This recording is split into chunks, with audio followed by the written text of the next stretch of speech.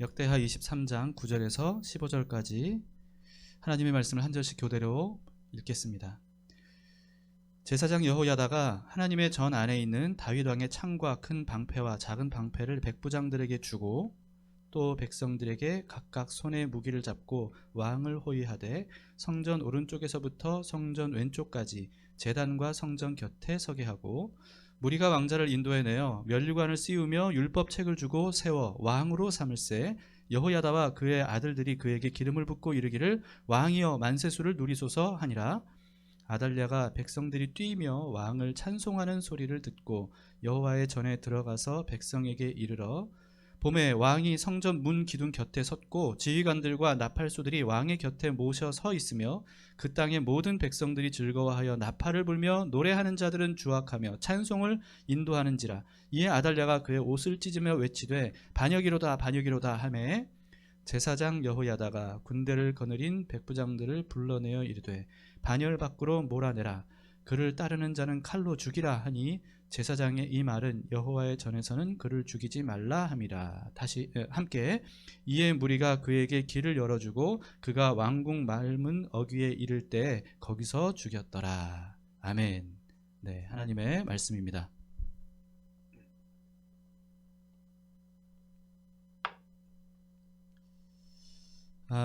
자, 오늘은요, 성경 전체 메인 줄기를 한꺼번에 좀 훑어보는 그런 시간이 될 것 같습니다. 좀 뭐 성경 공부 비슷한 느낌이 들 수도 있지만, 그러나 다 성경에 나와 있는 이야기들이거든요.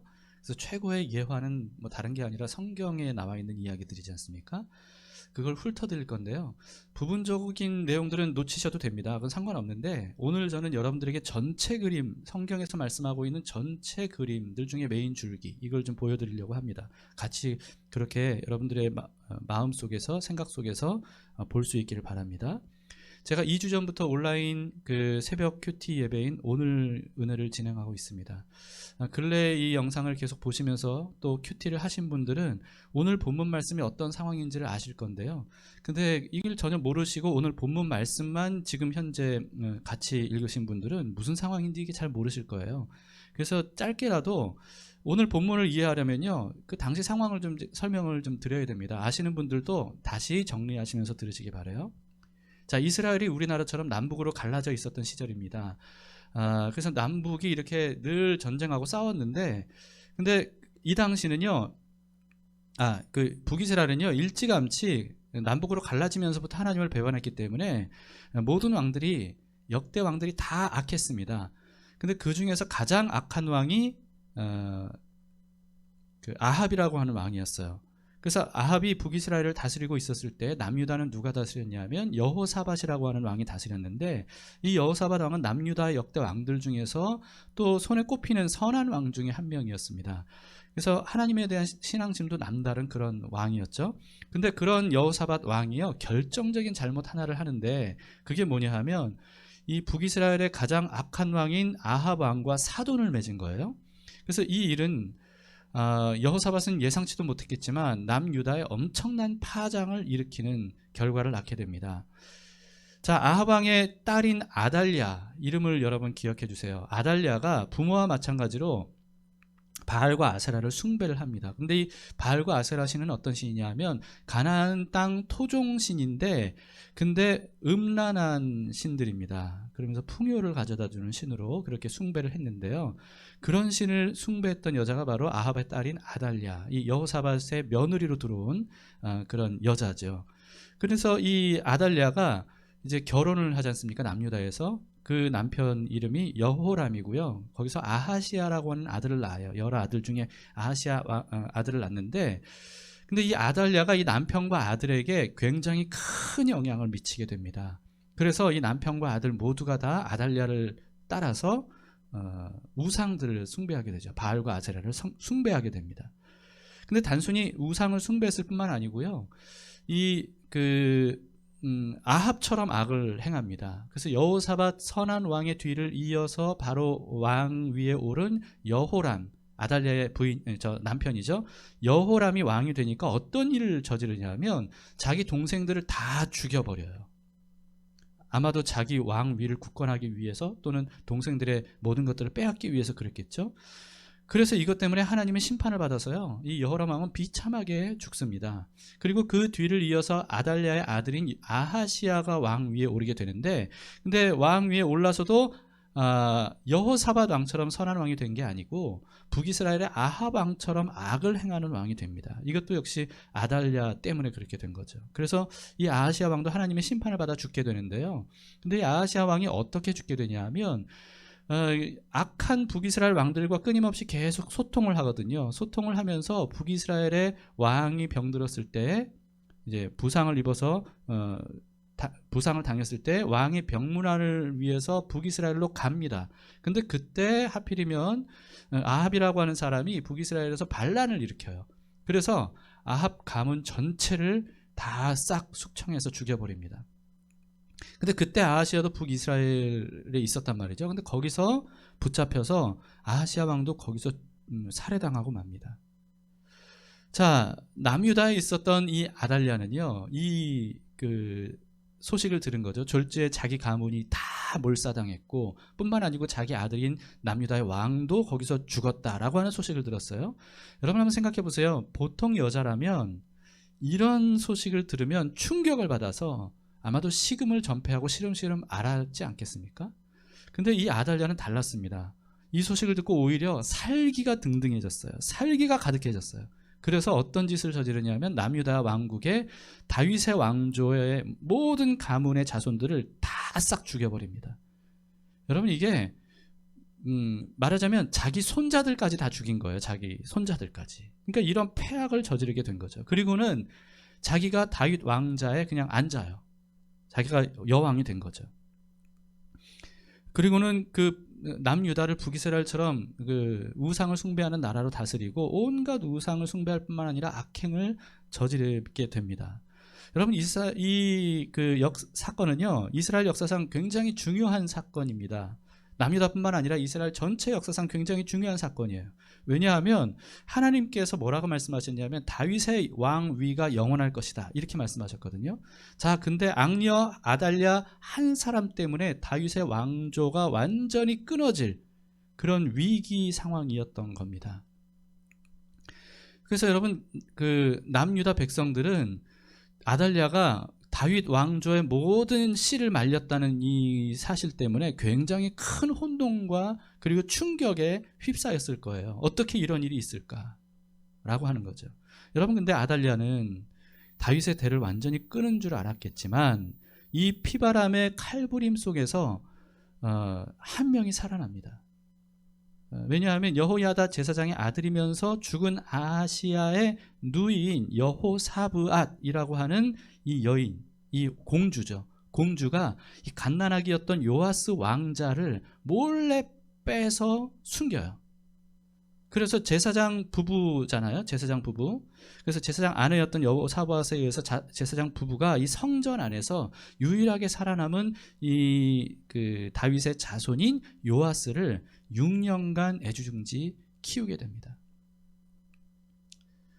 자, 이렇게 6년간 성전 안에서 아달랴 몰래 요아스 왕자를 키우고 난 다음에 오늘 본문은 뭐냐 하면 7년째 되던 해에 있었던 역사적인 사건이에요. 자, 요아스 왕자가 7살이 되니까 여호야다 제사장, 그러니까 여호사브앗 공주의 남편이죠. 여호야다 제사장이 용기를 냅니다. 그리고는 전국에 있는 믿음의 동역자들을 불러 모아요. 성전으로 몰래 불러 모읍니다. 그리고는 요아스 왕자가 살아있다는 것을 그들에게 알리죠. 여러분, 만약에 이때 처음으로 다윗의 자손 요아스의 생존 사실을 거기에 모인 사람들이 처음 들었다면, 다윗의 왕조가 완전히 끊어진 줄 알았는데 그게 아니었구나, 이 소식을 듣고 이들이 얼마나 놀랐겠어요. 그리고 얼마나 기뻤겠어요. 한번 생각해 보세요. 자, 그렇게 모인 무리들은요, 그래서 이 기쁜 마음을 숨기지 못하고 이 요아스 어린 7살짜리 왕자, 그러니까 왕이 될 왕자와 언약을 맺습니다. 그러니까 언약을 맺었다는 게 아마도 다윗의 자손 요아스만을 왕으로 섬기겠습니다 라고 하는 이런 충성 맹세가 아니었을까 생각이 됩니다. 그리고는 여호야다 제사장이 그 모인 사람들에게 이렇게 말해요. 23장 3절 4절에 보면 여호야다가 무리에게 이르되 여호와께서 다윗의 자손에게 대하여 말씀하신 대로 왕자가 즉위하여야 할지니 이제 너희는 이와 같이 행하라. 그래서 하나님의 말씀대로 다윗의 자손만이 왕 위에 오르도록 하기 위해서 이제 그들에게 이제 작전 명령을 내리는 거죠. 그게 이제 오늘 본문의 얘기입니다. 자, 거사는 안식일에 실행하기로 했다고 해요. 안식일에 실행하기로 하고 제사장과 레위 사람들을 성전과 왕궁 강문에 배치를 합니다. 근데 배치를 할 때 그냥 배치하는 게 아니고요. 제사장과 레위 사람인데도 불구하고 무기를 들게 했어요. 그러면서 성전에 들어와서 안 되는 사람들, 이런 사람들이 들어오려고 할 때 가차없이 베어버리도록 그렇게 명령합니다. 그리고 요아스 왕자를 호위하라고 그렇게 명해요. 그리고 이제 백부장들을 불러요. 백부장들은 이제 군대 지휘관들 아닙니까? 이 군대 지휘관들에게는요, 성전 안에 그동안에 보관되어 있었던 다윗의 창과 그리고 다윗의 크고 작은 방패들을 나눠줍니다. 이게 아주 상징적인 거죠. 다른 방패, 창 뭐 이런 게 아니라 다윗이 썼던 그런 창과 방패들을 나눠줘요. 그리고 백성들에게도 무기를 들게 하고 성전 뜰에서 왕자를 호위하도록 그렇게 만반의 준비 태세를 안식일에 갖추게 됩니다. 그리고 왕자를 성전 뜰로 조심스럽게 모신 거예요. 처음으로 이제 그 성전 밖으로 왕자를 모신 거죠. 그리고는 머리에 왕관을 씌웁니다. 이 대관식을 하는 거예요. 그리고 율법책을 이 왕자에게 주고 머리에 기름을 부어요. 그러면서 왕으로 세우고 선포하죠. 그러니까 그렇게 즉위식을 하고 거기에 모인 동역자들이 한꺼번에 큰 소리로 왕이여 만세수를 누리소서라고 하면서 외치면서 나팔수들이 나팔을 불고 그리고 악기를 연주하면서 모든 사람들이 환호하면서 찬송을 부르는 겁니다. 그 당시 여러분 한번 상황을 한번 생각해 보세요. 몰래 모인 거기에 성전 안에 뜰 안에 모인 수많은 사람들, 어떤 사람들은 왕을 호위하고 또 있어서는 안 되는 사람들을 베어버리기 위해서 무기를 방패를 들고 있는 상황에서 어린 왕에게 아기 왕에게 기름을 붓고 그리고 수많은 사람들이 한꺼번에 찬송을 부르는 그 광경을 한번 생각해 보십시오. 자, 여러분 갑자기 엄청난 환호성과 악기와 찬송 소리가 들리게 되니까요. 그러니까 아달랴가 이게 무슨 말인가? 무슨 소린가? 급히 성전으로 달려가 보고는 광경을 보고 큰 충격을 받았나 봅니다. 그래서 자기 옷을 찢으면서 반역이로다 반역이로다 그렇게 외치죠. 그런 아달랴를 발견한 여호야다 제사장이 백부장들에게 명령을 내립니다. 성전 안에서 죽이지 마라. 성전 밖으로 끌어내라. 그리고는 끌어내요.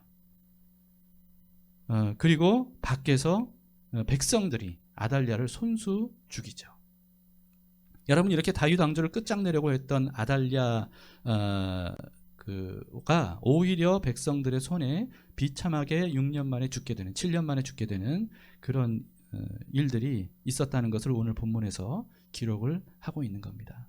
자, 여러분 이 스토리가 잘 들어오셨습니까? 마치 사극 한 편 보는 것 같지 않으세요? 여러분들이 상상하면서 보셨다면 아마도 사극 같은 어떤 그런, 저는 그랬거든요. 이 내용들을 보면서 사극 같은 느낌을 받았습니다. 근데 오늘 말씀은 단순히 이스라엘 역사의 어떤 정치적인 한 에피소드 이런 것을 기록한 게 아니고 이 사건은 바로 예수님에 대한 상징적인 사건입니다. 예수님에 대한 상징적인 사건이에요.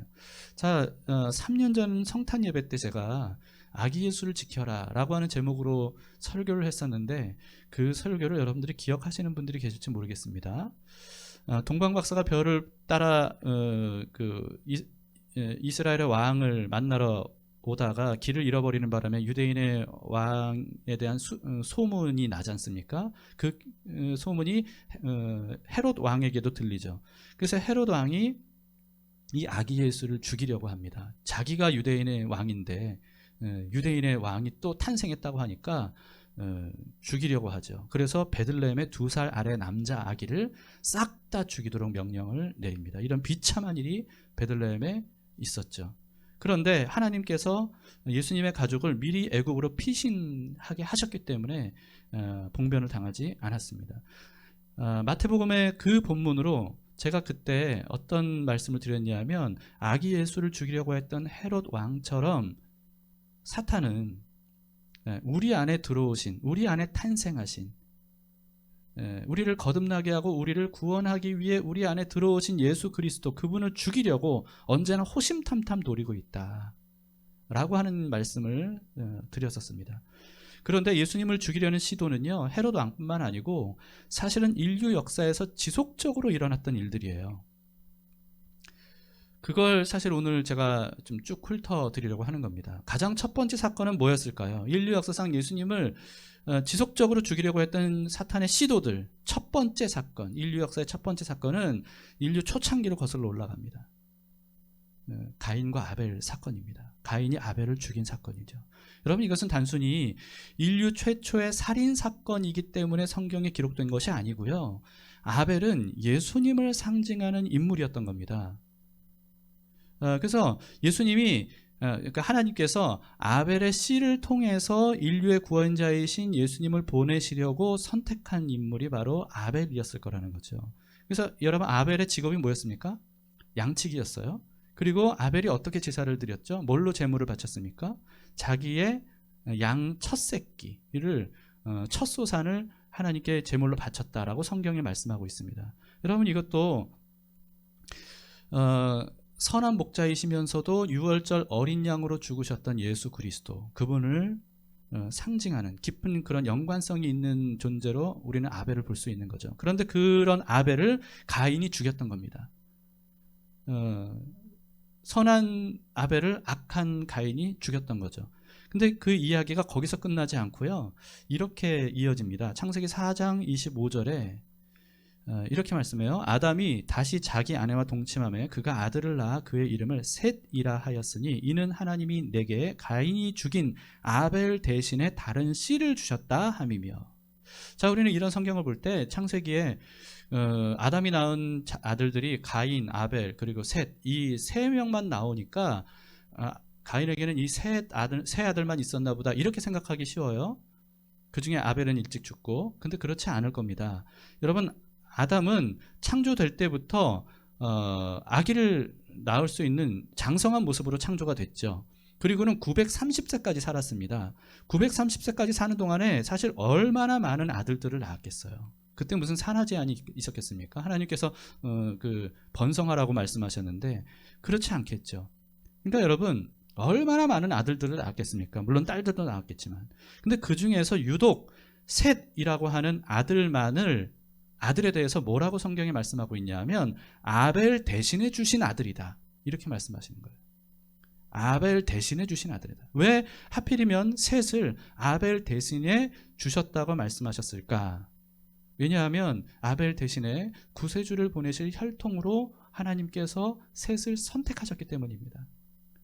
아담의 수많은 아들들 중에서 셋, 그 사람을 아벨 대신에 구세주를 보내실 혈통으로 선택하셨다라고 하는 거죠. 여러분, 이렇게 셋의 탄생 기록과 곧이어서 이어지는 5장에는요 족보가 나와요. 우리는 이 성경에서 족보를 발견하면 골치가 아프죠. 이걸 도대체 읽어야 되는 거냐, 넘겨야 되는 거냐.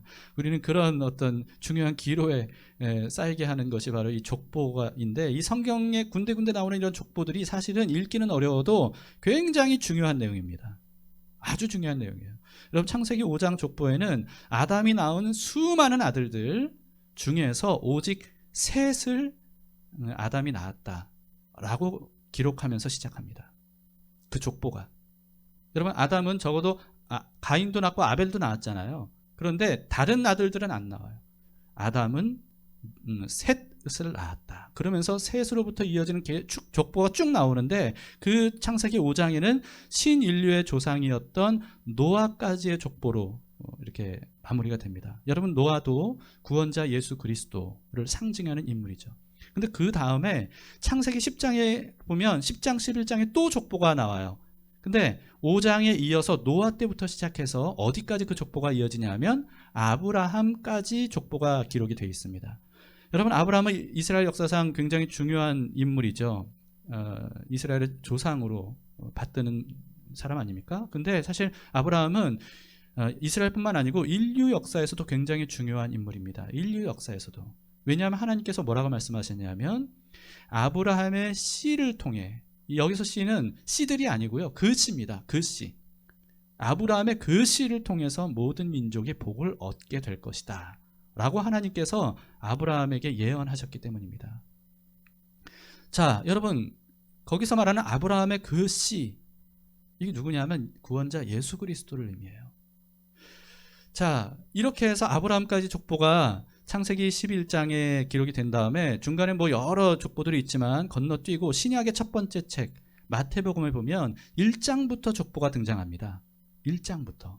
자, 근데 누구로부터 시작하겠습니까?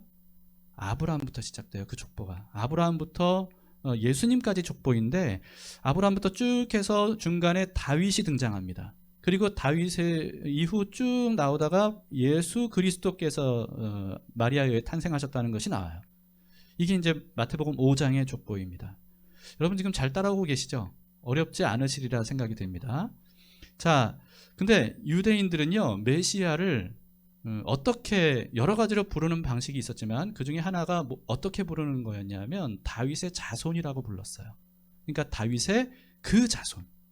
왜냐하면 하나님께서 뭐라고 말씀하셨냐면 아브라함에게 말씀하셨던 것처럼 다윗에게도 다윗의 씨를 영원한 왕으로 세울 것이다. 이렇게 말씀을 하셨거든요.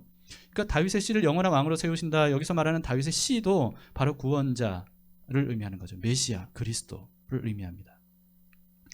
족보는요. 누가복음에도 나옵니다. 누가복음에도 나오는데 이 누가복음의 족보는 좀 달라요. 어떻게 다르냐 하면 거꾸로 거슬러 족보가 올라갑니다.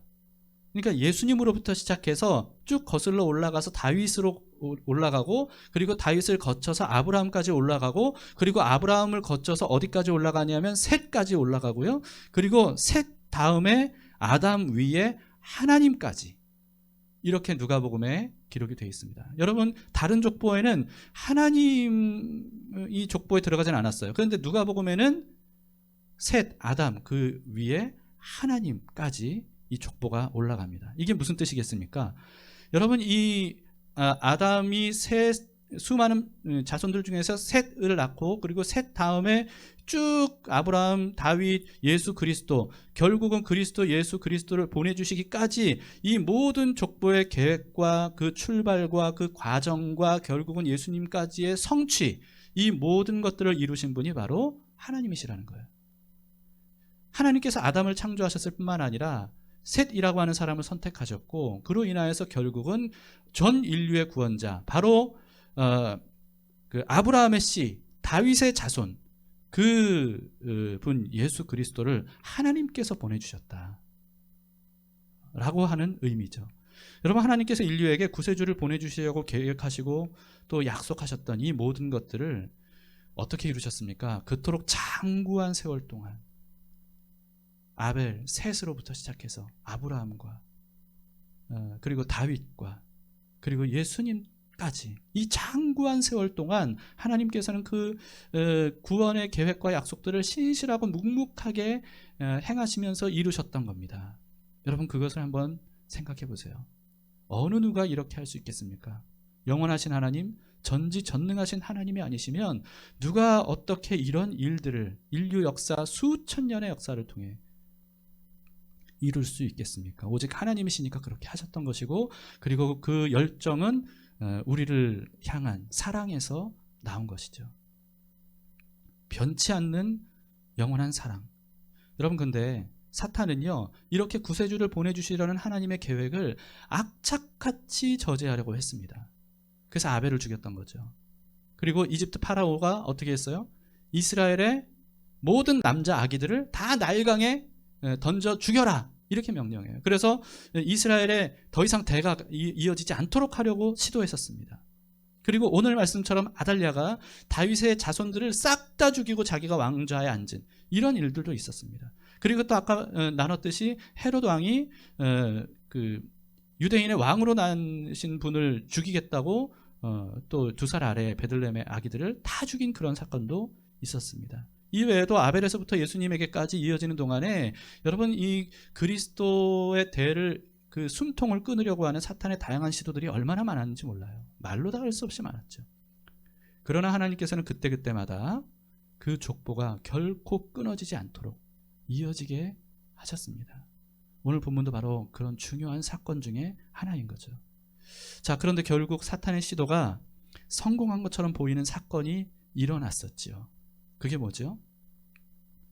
유대인들에 의해서 로마인들의 손에 예수님이 십자가에 달려 죽으신 사건이었습니다. 유대인들이 보는 앞에서 벌거벗겨진 채 수치스럽게 비참하게 온몸에 물과 피를 다 쏟으시면서 어느 누구도 살 가망이 없다고 생각하는 어떤 그런 상태에 빠졌다가 숨을 거두시는 그런 장면. 그래서 그 살인의 전문가였던 로마 군병이 다리를 꺾지 않아도 될 정도로, 그래서 그 죽은 것을 확인하기 위해서 창을 찔러서 심장을 터뜨리면서 그 물과 피가 분리돼서 나오는 것을 확인하고 그랬던 것처럼 완벽하게 십자가에서 달려 죽으신 그 사건이 일어난 거죠.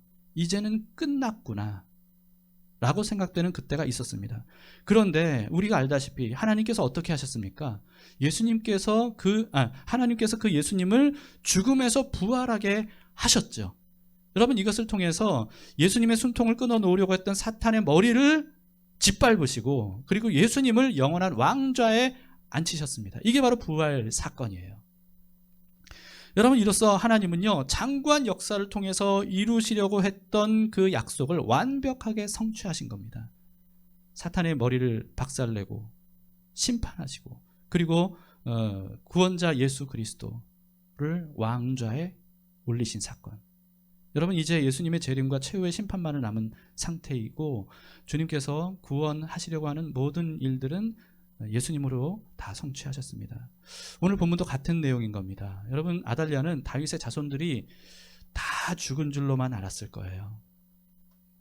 아마도 아달랴뿐만 아니고 남유다 백성들 대부분이 그렇게 생각했을 거라고 생각합니다. 그런데 여러분, 그 다윗의 자손이 살아서 다시 왕 위에 오른 사건입니다. 여러분, 그것을 발견한 아달랴가 성전에 달려가서 제 눈으로 확인하고 얼마나 놀라면서 절망했겠어요. 이게 바로 예수님의 부활 사건을 상징하는 내용입니다. 여러분, 예수님의 부활은 이보다 훨씬 더 놀랍고 강력한 사건이었죠. 모두가 다 하나님의 계획은 끝났고 이제는 구원자는 없고 십자가에서 완전히 죽었다라고 생각되는 그때 하나님께서 그 예수님을 일으켜 세우시고 왕좌에 올리신 사건입니다. 여러분, 사탄은 끊임없이 그리스도의 숨통을 끊어놓으려고 했지만 결국 그 결과는 어떻게 됩니까?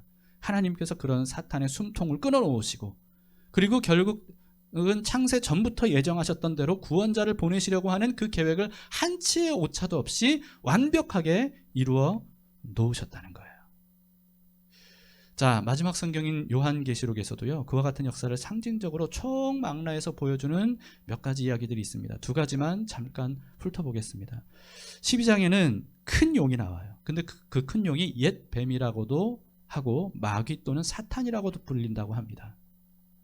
이게 이제 아담과 하와 때부터 있었던 그 옛 뱀이죠. 큰 용. 근데 그 큰 용이 어떻게 하냐면 남자 아기를 낳은 여자를 박해하고 죽이려고요, 입에서 물을 토해내는데 엄청난 강수의 물을 토해내서 그 아기와 아기 엄마를 떠내려가서 죽이려고 하는 겁니다. 근데 그것이 실패가 되죠. 그리고 17장에는 마치 아달랴의 이야기 같은 장면이 묘사되어 있는데요, 큰 음녀가 등장해요. 큰 음녀, 아주 높은 보좌에 앉은 큰 음녀. 그래서 하나님을 모독합니다. 온갖 더러운 것들이 가득한 잔을 들고 그 잔을 들고 마시는 그런 모습이에요. 여러분, 성경에서는 우상 숭배를 영적인 음행이라고 이렇게 표현하거든요. 그러니까 큰 음녀는 음행하는 여자인데, 여기서 말하는 음행은 성적인 음행뿐만 아니고 영적인 음행을 의미하는 겁니다. 영적인 음행. 아달랴가 바알과 아세라를 숭배함으로써 여러분, 사실 아달랴도 음녀인 거예요. 자, 그래서 아달랴를 연상케 하는 큰 음녀가 나오는데요, 이 큰 음녀의 이마에는 큰 바벨론이라 이렇게 쓰여져 있었고, 큰 바벨론은 이제 악의 소굴을 의미하는 거거든요. 악의 본진, 본거지를 의미하는 거예요. 그리고 높은 보좌에 앉아서 천하를 호령했다고 하는 모습입니다. 근데 그런 막강한 파워로 어떻게 하냐면 어린 양과 싸워서 어린 양을 죽이려 했다는 거예요. 이게 이제 요한계시록 17장에 묘사된 상징적인 이야기들입니다. 근데 어떻게 된다는 겁니까? 이 요한계시록에 보면 오히려 그 큰 음녀가 하나님의 심판을 받아서 멸망을 당하고 영원한 불못에 던져지게 되고요. 반면에 어린 양은 어린 양이잖아요. 어린 양. 아무 힘 없어 보이고 십자가에서 죽임당한 것 같이 보이는 그런 어린 양. 이 어린 양은 왕 위에 올라서 신부를 대관식을 갖고 신부를 맞이해서 혼인해서 새하늘과 새 땅에서 영원히 함께 사는 이야기로 이 요한계시록이 마무리가 됩니다. 여러분 흡사 오늘 말씀의 악녀 아달랴 그리고 다윗의 자손 그 연약한 요아스 왕자의 이야기 같지 않습니까? 여러분 오늘 말씀뿐 아니고요. 이 모든 성경의 내용들이 모두 다 어린 양 예수 그리스도 어린 양이시지만 다윗의 사자처럼 영광스럽게 왕 위에 오르시는 바로 만왕의 왕 예수 그리스도에 대한 말씀들입니다. 우리의 구원자이시죠. 창세기부터 요한계시록까지 총 66권의 굵직한 메인 줄기, 나무의 기둥 같은 줄기. 여러분 이 줄기는 바로 하나님께서 보내주시려고 하는 그리스도를 사탄이 집요하게 죽이려고 하고 제거하려고 하지만 결국은 하나님께서 그리스도를 약속하신 대로 보내주시고 오히려 사탄을 심판하시고 그리스도를 왕좌에 올리시는 이런 내용이 이 성경의 굵직한 내용입니다. 이게 바로 하나님께서 우리에게 보여주시는 복음이죠.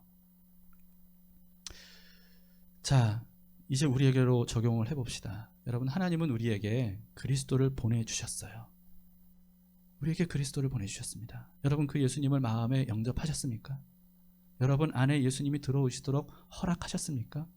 마치 믿음의 여인 마리아가 가브리엘 천사의 수태고지를 듣고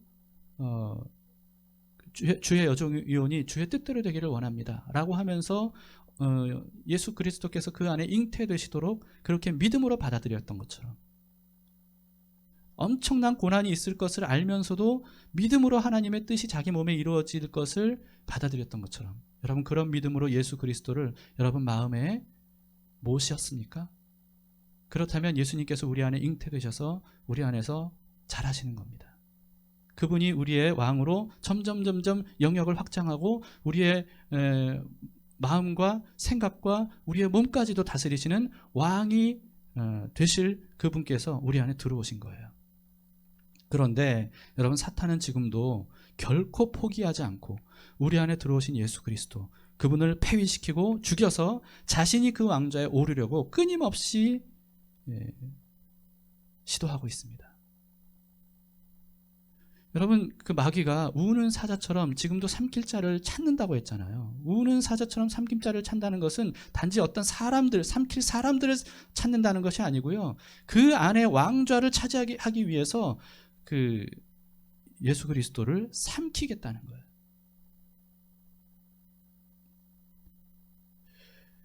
자, 여러분 아달랴처럼 우리 안에 계신 예수 그리스도 그분을 지금도 집어삼키고 왕이 되려고 하는 이와 같은 아달랴 같은 악한 영들이 우리에게 끊임없이 접근하고 있습니다.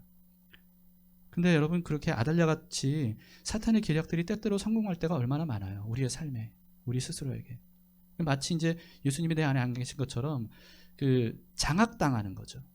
죄에 대해 죄에게 장악당하고 악에게 장악당하고 왕좌를 빼앗기는 그런 삶이 우리 삶에 사실은 수시로 일어나는 것 같아요. 저도 그렇고요. 나도 모르는 사이에 내 안에 예수님이 왕이 되신 게 아니라 죄가, 악이, 교만이 또는 두려움이, 불안이 우리의 왕인 것처럼 내 생각과 마음을 다스리고 내 몸을 다스리는, 내 삶을 다스리는 어떤 이렇게 장악당하는 일들이 우리에게도 자주 일어나는 것 같습니다. 우리는 연약하니까. 그런데 그럴 때 우리는 어떻게 해야 되죠? 여호야다 제사장처럼 1절에 뭐라고 말씀하냐면 용기를 냈다 그랬거든요. 여호야다 제사장이. 여호야다 제사장처럼 우리는 용기를 내야 됩니다. 그리고 3절처럼 여호와께서 다윗의 자손이 영원히 왕 위에 앉으리라 하셨던 것처럼 그 빼앗긴 왕자를 다시 되찾아서 예수님께 돌려드리도록 우리가 해야 되는 거죠. 이 거사를 도모했던 여호야다와 동역자들은 어떻게 했습니까? 무기를 들었어요. 성전문을 굳게 지키면서 들어오지 못할 부정한 사람들 들어오지 못하도록 했습니다.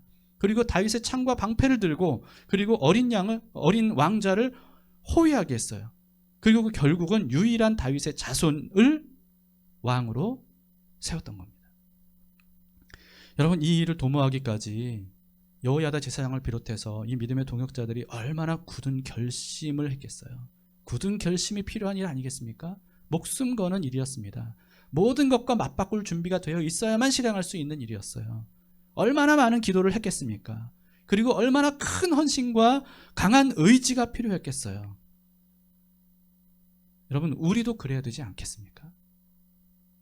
우리 안에 예수님의 그 왕좌를 지키기 위해서 다른 어떤 부정한 것이 우리의 왕좌에 앉지 않고 오직 다윗의 자손 예수 그리스도, 하나님께서 아브라함의 씨로 보내주시겠다고 하신 그 예수 그리스도, 그분께서 우리의 왕이 되시도록 우리도 이렇게 영적인 무기를 들고 강한 헌신과 의지와 굳은 결심으로 무수한 기도로 우리 안에 있는 불법으로 점령한 아달랴를 폐위시키고 그리고 예수 그리스도 그분을 우리의 왕으로 날마다 모셔야 되지 않겠습니까?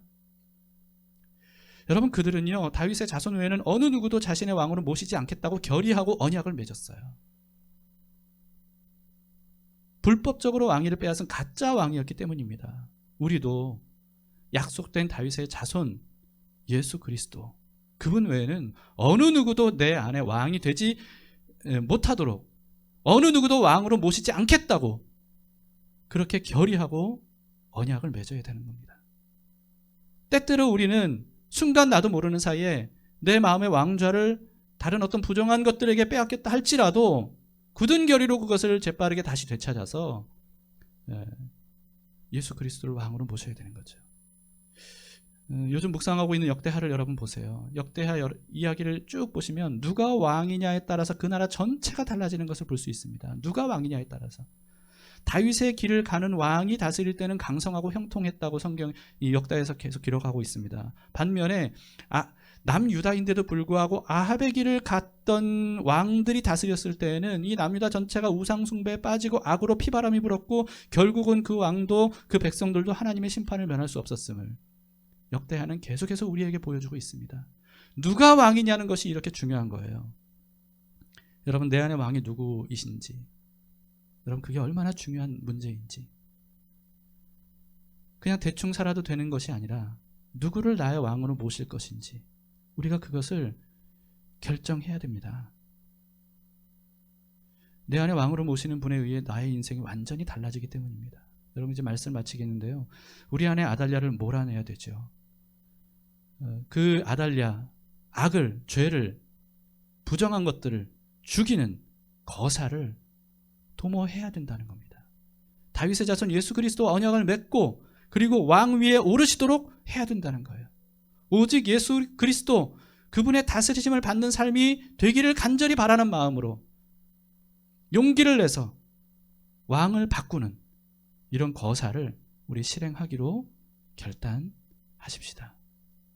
코로나19로 여러 가지 어려운 때에 우리의 마음과 생각을 다른 것에 빼앗길 때가 많습니다.